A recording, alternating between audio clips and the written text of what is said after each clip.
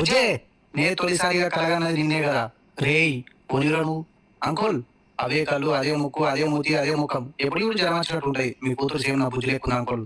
అయితే నన్నేం చేయమంటావురా? నీ కూతురు నేను పెళ్లి చేసుకుంటా అంకుల్. కట్టం ఎంత వచ్చినా పర్లే. రేయ్ నా వెనక కారు కనబడుతుందా? హౌ బ్లాక్ కార్ మెత్తుంది. దానికి ఏం చేసి తొక్కుతా కొడుక. నువ్వు దొక్కించినా నా మీదికి లెక్కించినా ఈ చిన్న బుజ్జి నా ప్రాణం. అయినా నీ పెద్ద బుజ్జినే చేసుకోవచ్చు కదా పెళ్లి. ఇంకేడా బుజ్జి సార్, దాని పెళ్ళై 3 రోజులు అవుతుంది. దాని పెళ్ళై నుండి పిసోన్ అయిపోయినా. సూసైడ్ చేసుకుందామంటే సోపతి లేడు, పెద్ద పెద్ద బ్రాండ్లు తాగుదామంటే పైసలు లేవు. నేను రాత్రి 3 బీర్లు తాగి 3 ఎంగమంటే 3 నామాలు పెట్టుకొని వెంకటేశ్వర స్వామి కళ్ళకి వచ్చి అరే రామచంద్ర పాగలగనమైన వారా ఈ పెద్ద బుజ్జి పోతే ఇంకో చిన్న బుజ్జి వస్తుంది అని చెప్పి మాయమేయండు.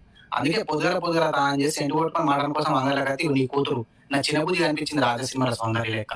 అవులే గాని వారా దాని చేతిలో పాలడబ్బా కనబడతలేదా? అవు కనబడుతుంది. పాలు చిక్క ఉన్నట్టున్నాయి. ఒక చిన్న బాసన తీసుకుని ఒక గ్లాస్ నీళ్ళు పోసి 2 చిన్న చెంచాల జమిని చాయ్ పట్టి ఒక పెద్ద చెంచా చక్కెర వేసి కొద్దిగా అల్లం ముక్క పడేసి ఒక 10 నిమిషాలు ఉంచి పట్టి గరం గరం చాయ్ రెడీ అయితే ముగ్గురం కూర్చొని మాట్లాడుకుందాం పెళ్లి ఎట్లా అయ్యాను. రే ఈ పాగలిగా మారా దాని పెళ్ళి 2 ఏళ్ళు అవుతుంది. ఆ పాలడబ్బా దాని బిడ్డకే రావులే. కార్లో వెనక సీట్ల వండుకుని పోయి చూడిపో.